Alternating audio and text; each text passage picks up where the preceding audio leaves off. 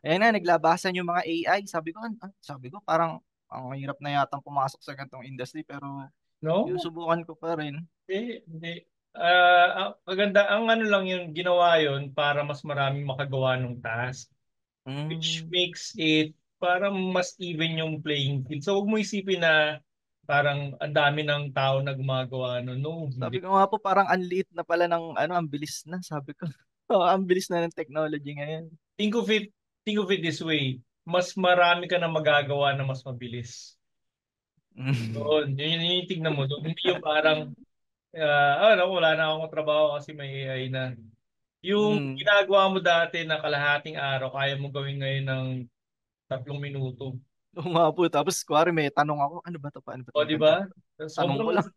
kung yung pinag-usapan namin ng client ko yun ng isang araw eh. Kaya ko, hindi ko na ma-imagine yung mundo na walang AI. Mm. Di ba? Kasi, ano siya eh, hindi naman sa dependent ka, pero pag na-utilize mo talaga siya na talagang Oo po. scan, as in, mababago yung workflow mo eh. And advantage sa atin yun.